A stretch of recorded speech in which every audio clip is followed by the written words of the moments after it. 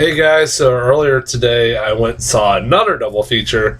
I literally went to the movies earlier before noon. That is something I haven't done in like forever. I probably since like the early days of me going to the movies. Like, have I gone like before noon to go see a movie? It was weird. It was like nobody was there. There was like barely anybody in the parking lot, and I'm like, it's on a Wednesday too, so that helped.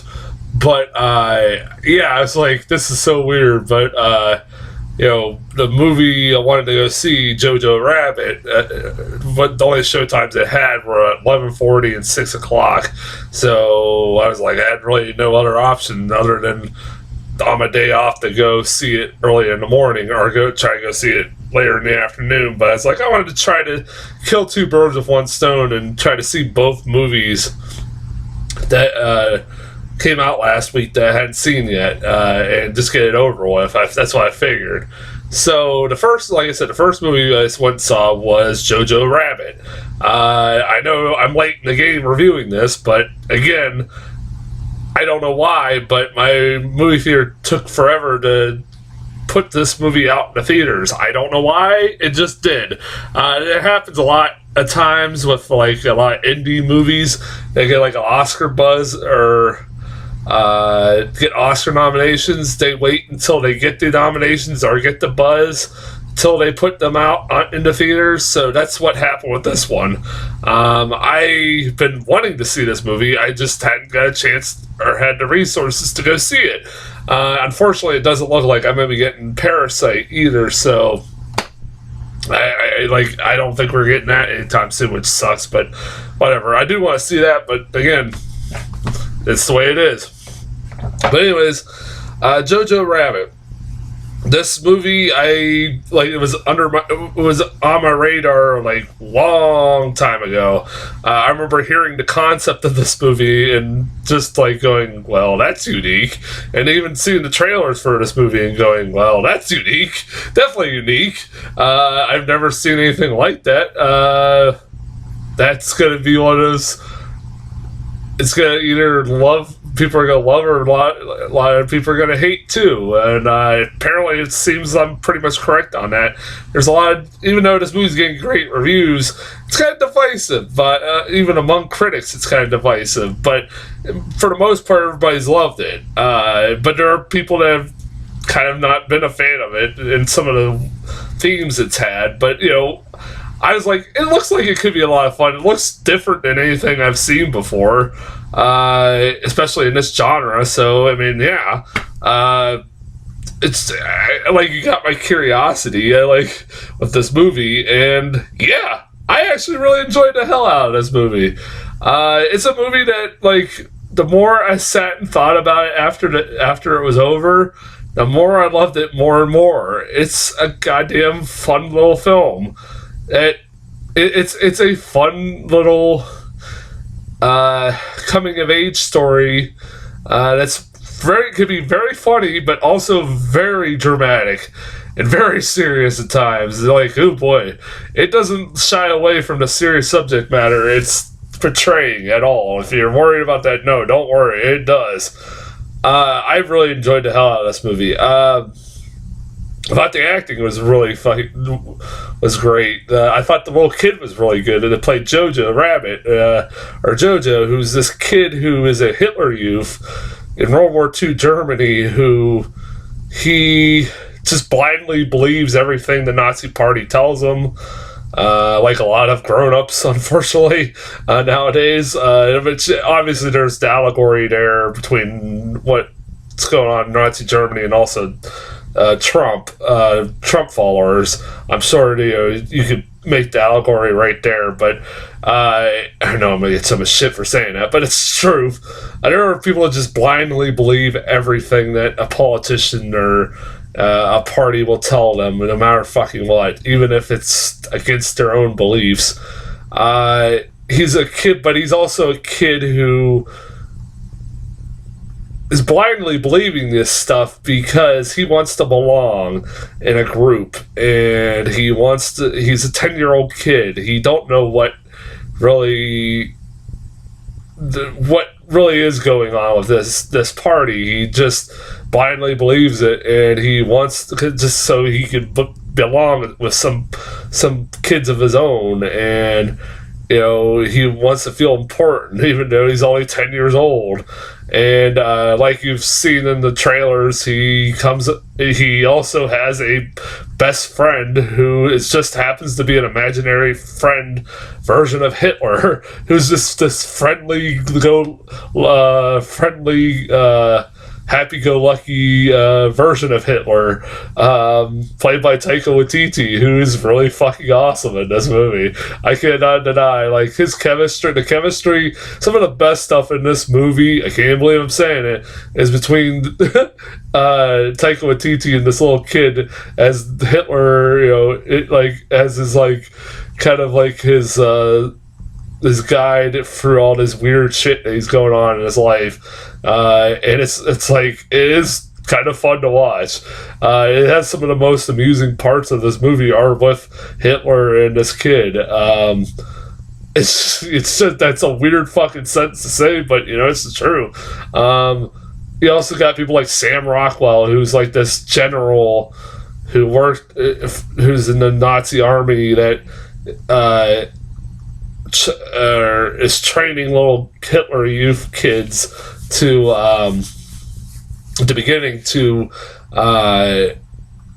train them to become soldiers, and they put them in like these little fucking military camps, or not. Well, that almost doesn't sound right. That's boot camps almost. Yeah, boot camps. They put them for like these little boot camps that train them how to use explosives and fucking guns and shit like that. Teaching these little kids how to do that. And he's been demoted, and he's also gay. They don't flat out come out and say it, but he is gay. His character's gay. Like, there's like this longing looks he's given to this one character in his command, and he is given a really good story arc throughout this movie. Sam Rockwell is really great in this movie. Like, he has given us really good story arc about, like, especially at the end, what he does for JoJo is like really awesome. Like, just shows like he is kind of just not too, like, is just like JoJo, but an older version of him, in that he just is kind of he doesn't really believe too much of the stuff that the Nazi Party believes in, but he's going along with it, and he's a little different from everybody else. And like I said, they hint that he's gay. And he comes out in a flamboyant outfit towards the end. I mean, that's pretty much just spells it right there. But with a eyeliner on. Scarlett Johansson, this is the second movie in 24 hours I've seen Scarlett Johansson in. And she's great in this movie too. Like, as his mom, who is this woman who doesn't believe in the Nazi Party and conflicts with her son's beliefs, but she is just this loving mother who's trying to take care of her son, and is really good. She is really fucking good in this movie. Her relationship with her and her son is great. The little Jewish girl is really good. She's like a teenager. I think she's like almost adult by the time of this. I don't know how old she was supposed to be. I would say maybe in her 16 at least. She's this Jewish girl that Scarlett Johansson has got hiding in her walls, and like she starts to pretty much challenge everything that JoJo believes in once he meets this girl, and he obviously has these preconceptions about what a Jewish person is. Like, there's all these really racist, horrible things they talk about with his character, or that he believes in, like that. I'm pretty certain a lot of Nazi propaganda did really believe in this movie, or in history, about what Jews were really supposed to be like. I could believe it. I don't know 100%, but I'm sure most of it was not too far off. This movie is very funny. Like, for a movie that is dealing with really tough subject matter. It is very funny. I've heard people bitch about how they portray Nazis. Nazis are portrayed as bumbling idiots, really, though. And that's like, I mean, the people that are representing the Nazi party mostly in this movie are the goofball version of Hitler, Sam Rockwell, Rebel Wilson, who's just playing Rebel Wilson. She wasn't that bad. It's probably one of the few times I didn't mind Rebel Wilson in this movie. If there would have been more of her, maybe it would have been a little too much, but, you know, she was all right. And it's like, it's a parody. It's not... It's real tongue-in-cheek. Like, it's kind of funny seeing, like, this portrayal of the Nazi party and how idiots they are, and how stupid their beliefs are. I mean, you know, it's kind of like, it is fun to watch, like, how this movie portrays the Nazi party. Like, some of the funniest parts of this movie are them just trying to... There's a scene in this movie that is, like, on... one level, fucking one of the funniest scenes in the whole movie, but also one of the most intense scenes. That's the scene with Stephen Merchant. Oh my god. That scene is the best scene in the whole damn movie, where Stephen Merchant is a part of the Gestapo who goes door to door and goes to JoJo's house. It's kind of getting the spoilers of it, you know, to try to find if there's any suspicious activity going on in his house with the Jews or communists or anything like that. They're against, you know, anybody. They're helping anybody that's against the Nazi party. And it's a really intense scene, but there's just this whole running gag where they just keep, every time somebody comes in the room, they go, "Hail Hitler! Hail Hitler! Hail Hitler! Hail Hitler! Hail Hitler!" It's fucking hilarious. It's like, I never thought they would make the word "Hail Hitler" funny. I don't know how it's possible, but it is funny. It is like, that's a really funny scene, but it's also one of the most intense scenes. Stephen Merchant has one of the most intense, terrifying shit your pants scenes in his whole movie. I don't know how that's possible, but it is, and it really is. That's a goddamn great scene. That was a really great scene. Fuck, and like... one of my favorite, like, the movie just sets the tone right off the fucking bat. If you just what movie you're gonna get, like the kind of humor you're gonna get. When the movie starts out with a German version of Beatles' "I Want to Hold Your Hand," and it's like set the footage of like what looks like to be like Beatlemania, but it's Hitler mania. Like, everybody's instead of like everybody freaking out, like public people out in the crowds freaking out for the Beatles, it's Hitler. It's fucking insane. Like, that is a scene I never thought I'd seen in a movie, but it's insane. That was great. Yeah, like I said, this movie is really fucking funny, but man, oh man, does it get fucking dark as shit towards the end. Like, oh my god, like the last 30 minutes is just, it's a fucking gut punch. Holy shit, there's a death in this movie. I'm not spoiling it, but when it's revealed, it fucking took me aback. Like, it comes out of nowhere. Like, you're like, oh my god. I just sit there like, this is happening. This is really happening. Holy shit. I'm just there like, wow. Like, I mean, I'm glad that they didn't shy away from what the harsh reality of this. While it's a funny coming of age story, it's also talking about a really horrible time in history. You can't just like make it all fucking roses and rainbows and shit like that. It's there's some man, like there's something there's a death, like I said, that happens like maybe a half hour with left of this, about like with a half hour left of this movie. I was just sitting there like, what happens now? Like, I wasn't sure what the fuck was gonna happen after this death. I'm like, what the hell are you gonna do now? Whoa, like, even like if there's a good ending to this, it's like, I'm worried about like the future of like a lot of these characters. Like, goddamn, I'm not trying to get the spoilers, but if you haven't seen it yet, But I'm like, damn, that was a little, whew.